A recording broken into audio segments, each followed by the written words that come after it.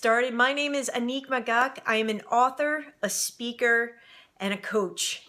And I am known for writing a book called Clear: How to Simplify Your Life and Live More Fearlessly. Today I want to talk about creativity and the energy it takes to be creative. And when I say creativity and being creative, I don't just mean in an artistic way, a traditional artistic way where it means like painting a picture or drawing or playing music. I mean it in a completely, hi, how are you? Thank you for joining in. I mean it in a way of being creative throughout all aspects of your life. And to me, creativity isn't just in one area, but it actually transcends all sorts of different areas, such as business. Being an entrepreneur is incredibly creative. Being a scientist, incredibly creative. Engineering, you need creativity. Marketing, you need creativity. I believe that everybody has the natural ability to be creative. It's just whether or not they actually recognize it or want to tap into it. So what happens when you are involved in a huge project? And so, for instance, if you're an entrepreneur, maybe you're launching your business, or it's social media, you're doing a launch for a new product. And you go through this cycle, this ebb and flow, and this also works for even traditional artists. Like, you're creating a piece of art and you're spending a number of hours, months, years working on it.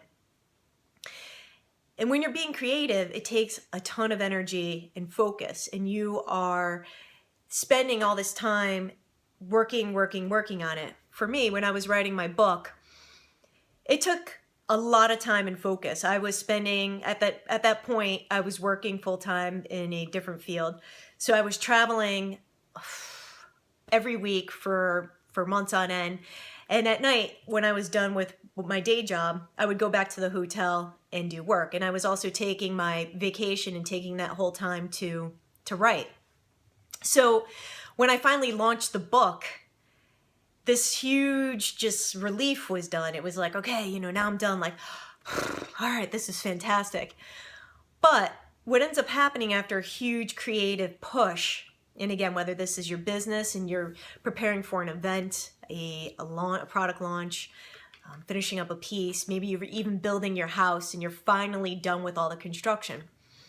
There's what I call afterwards the dark period.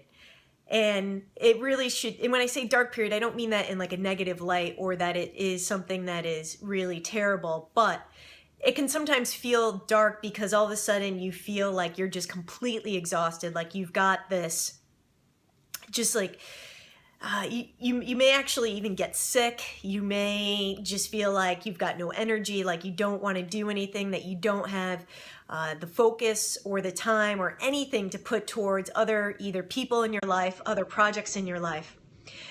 What can happen to leading towards burnout is that when you don't honor the fact that after a huge creative push that you need some rest time, you need to actually embrace that dark period, that you can get completely burnt out because you feel like, okay, especially if you're an entrepreneur, like I got to keep pushing, I got to keep going to the next project. Like if I'm not staying relevant, it's going to be an issue and I'm going to lose my followers and people aren't going to want to be interested in my work. And the problem with that thought pattern is that it comes from a place of fear. I talk a lot about being fearless in my book because it's a subject that every single one of us deals with fear. We just deal with it in a different capacity. I don't care if you are president of a country or you're a clerk in the store. Everybody deals with fear on some type of level. And when you do this huge creative push, afterwards, when you're not feeling so great and you feel this dark period that you're not honoring, you feel like, okay, like I gotta keep going. I gotta keep going. I gotta be doing. I gotta keep going. And that can lead, if you don't honor the dark period, that can lead to being sick, a lot of stomach issues. It can lead to really bad health issues. It can lead to turmoil in relationships. It can lead to all your projects that you have coming up behind you afterwards.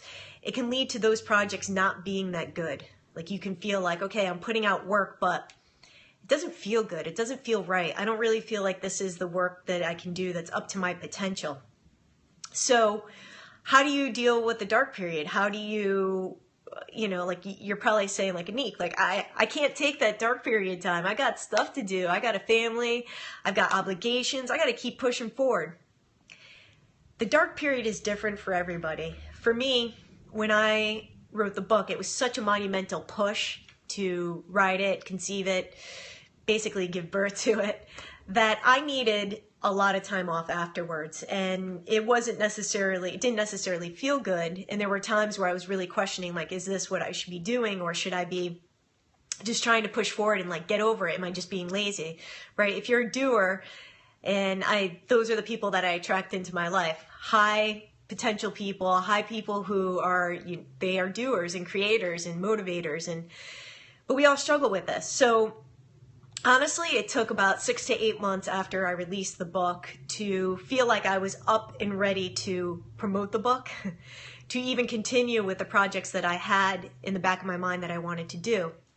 Now, this ebb and flow of the creation in the dark period, the downtime, is different for everybody. And I think it also relates to how big of that project was. For instance, if you're just doing maybe an event for, okay, it's the holidays now. So say you're doing an event promotion for the holidays for your business. You might be working on it really hard for like a month and then feel like, okay, you had your event and the next day you're like, whew, I need some time off. Maybe for something like that, it only means a couple of days.